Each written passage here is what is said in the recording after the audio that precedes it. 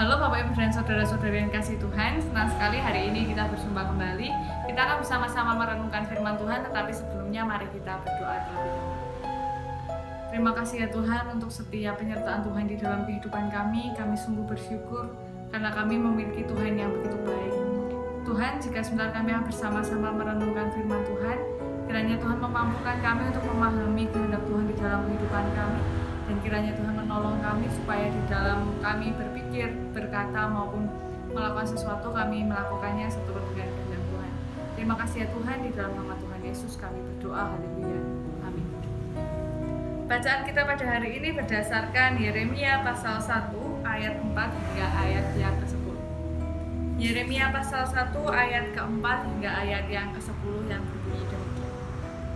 Firman Tuhan datang kepadaku, bunyinya: Sebelum aku membentuk engkau dalam rahim ibumu, aku telah mengenal engkau. Dan sebelum engkau keluar dari kandungan, aku telah menguduskan engkau. Aku telah menetapkan engkau menjadi nabi bagi bangsa-bangsa. Maka aku menjawab, Ah Tuhan Allah, sesungguhnya aku tidak pandai berbicara, sebab aku ini masih muda. Tetapi Tuhan berfirman kepadaku, Janganlah katakan aku ini masih muda, tetapi kepada siapapun engkau kuutus, haruslah engkau pergi. Dan apapun yang kuperintahkan kepadamu, haruslah kau sampaikan. Janganlah takut kepada mereka, sebab aku menyertai engkau untuk melepaskan engkau. Demikianlah firman Tuhan. Lalu Tuhan mengulurkan tangannya dan menjamah mulut. Tuhan berfirman kepadaku, Sesungguhnya aku menaruh perkataan-perkataanku ke dalam mulut. Ketahuilah, pada hari ini aku mengangkat engkau atas bangsa-bangsa dan atas kerajaan-kerajaan, untuk mencabut dan merobohkan, untuk membinasakan dan meruntuhkan, untuk membangun dan menata. Demikian pembacaan firman Tuhan. Sungguh berbahagia kita yang diberikan kesempatan untuk mendengarkan, merenungkan, memelihara, bahkan diberikan kekuatan untuk berjuang di dalam kehidupan kita sehari-hari. Haleluya. Bapak, Ibu, dan saudara-saudari yang dikasihi Tuhan, bagaimana kabarnya? Saya harap semuanya dalam keadaan baik, semuanya dalam keadaan sehat. Nah, kita di bulan Desember ini kan ya termasuk bulan dengan musim hujan. Ya, walaupun memang sekarang ini tidak bisa dipastikan ya. Kadang hujan, kadang tidak, kadang hujan deras sekali, kadang hanya gerimis, lalu kadang juga terang benderang. Nah, beberapa rumah mengalami kasus kebocoran, dan salah satu yang pernah saya dengar adalah cerita kakak saya. Jadi kakak saya tinggal di Salatiga dan rumahnya adalah bagian dari perumahan. Jadi memang ya seperti yang Bapak Ibu tahu ya, kalau perumahan itu kan perumahan sekarang ini rata-rata modelnya sama, bahannya sama dan lain-lain. Nanti baru keluasannya ada yang ditambah couplingnya, ada yang ya satu aja begitu. Nah, kakak saya cerita bahwa dulu rumahnya itu pernah bocor. Nah, bocornya itu ketika masuk rumah, jadi kakak saya dan suaminya kerja, sampai rumah itu di tengah itu kayak ada air terjun gitu, jadi sampai mengalir. Nah, lalu kakak saya cerita, ya memang beberapa kali ditambal, beberapa kali gentengnya diperbaiki supaya bocornya itu tidak berkepanjangan. Terus kakak saya cerita, nah, tapi kalau begitu terus nggak selesai, pasti nanti akan bocor lagi. Akhirnya dirombaklah rumah itu, bagian atasnya sampai kemiringan gentengnya pun diatur ulang.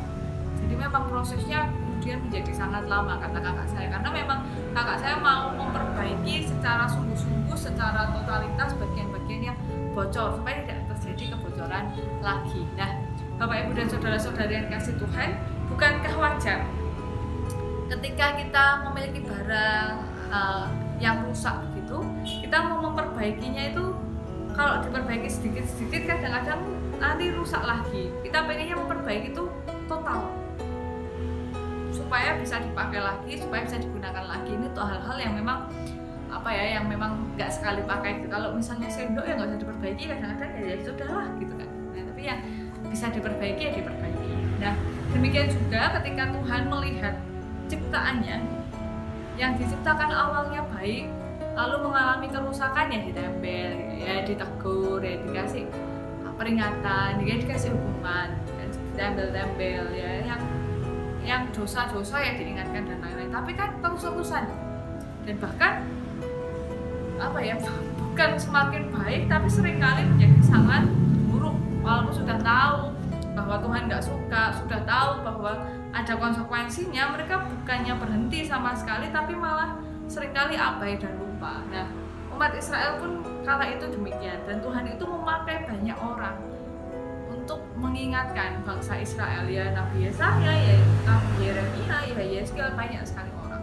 Nah, ketika Tuhan memanggil Yeremia, tujuannya sudah jelas bahwa Yeremia diminta untuk memperingatkan, untuk menyampaikan kepada bangsa Israel bahwa Tuhan akan mencabut, merobohkan, membinasakan, meruntuhkan, dan membangun serta menanam kembali. Nah, pesan yang mau disampaikan ini tidak mudah, dan ya pasti Nabi Yeremia saat itu merasa, wah masih muda, pasti nggak didengerin sama orang, belum lagi orang-orangnya juga keras kepala begitu kan ya. Dia juga merasa gentar, aduh aku ini nggak pinter ya Tuhan. Ya, dan Tuhan mempersiapkan dia karena Tuhan tahu benar bahwa Tuhan ini mau melakukan perombakan yang besar. Tuhan mau mengubahkan umatnya benar-benar dengan cara yang besar, bukan hanya tembel-tembel kecil-kecilan. Ini benar-benar mau diingatkan satu bangsa ini. Mereka harus mengalami pembuangan, mereka harus mengalami hal yang sangat sulit bagi mereka. Nah, Bapak Ibu dan saudara-saudara yang dikasihi Tuhan, seringkali kita bertanya di dalam kehidupan kita, kenapa kok ini terjadi kepada saya? Kenapa kok kita harus mengalami satu fase yang begitu berat seperti pandemi seperti ini? Apa sih yang sebenarnya diinginkan Tuhan? Ya, kita nggak pernah tahu ya. Kalau Tuhan nggak menyampaikan, tentu kita tidak bisa menyelami sebenarnya Tuhan itu mikir apa, pertimbangannya apa, kan kita nggak tahu. Tapi dari bacaan ini, ayat yang ke-10 itu jelas bahwa Tuhan, ketahuilah pada hari ini yang mengangkat engkau atas bangsa dan atas kerajaan untuk mencabut dan merobohkan, untuk membinasakan dan meruntuhkan, untuk membangun dan menanam. Jadi di balik hal-hal buruk, di balik hal-hal yang mengerikan gitu kan bagi manusia, Tuhan itu sebenarnya punya persiapan yang baik. Tuhan itu mau menanam lagi, Tuhan itu mau membangun lagi. Kenapa? Ya mungkin karena memang rusak gitu kan. Mungkin karena ada hal-hal yang memang harus diperbaiki dan kadang kita itu nggak sadar. Pandemi ini kan semakin lama ya bukan semakin membaik ya, hari-hari ini malah ini lagi naik lagi.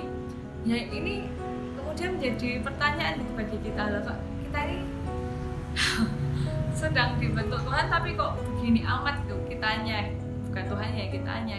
Harusnya kita sadar ketika pandemi ini kemudian membuat kita refleksi akan banyak hal. Pertama, jaga kesehatan tubuh, jaga kebersihan diri, lalu menjaga kualitas hubungan dengan orang lain gitu. Awal-awal dulu kan WFH, bekerja di rumah, bahkan sekarang anak-anak belajar di rumah kembali. Dan ini kan menjadi sarana begitu bagi orang tua, bagi keluarga untuk mempererat relasi keluarga. Banyak yang sudah mengetahui bahkan di di kota-kota besar sifat individualis itu sangat tinggi, bahkan perjumpaan dengan keluarga itu sangat rendah.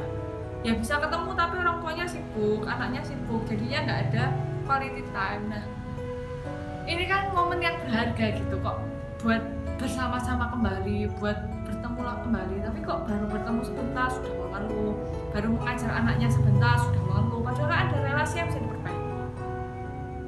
Anaknya di sekolah berteman dengan siapa, mereka melakukan apa, nggak kepantau. Di rumah kok malah orang tuanya mengeluh. Atau ketika nggak bisa kumpul-kumpul rame-rame, yang selalu dilihat adalah hal buruknya, tapi tidak melihat bagaimana keintiman keluarga itu menjadi penting. Jadi ketika Biston misalnya kan, kalau di GKJ Wonosari memang kalau Biston mau mengadakan Biston atau ibadah syukur ya cukup keluarga, nggak usah undang-undang orang banyak ya. Nanti ada perwakilan 1-2 dari majelis wilayah gitu kan.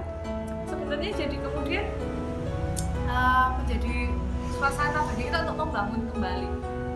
Biar Biston itu keluarga kan sering ya, kalau Biston itu anggota keluarga ada yang di belakang ngurusi makanan minuman gitu. Tapi kalau yang datang ya hanya keluarga, kan semuanya bisa ikut. Nanti ketika waktunya minum ya sudah,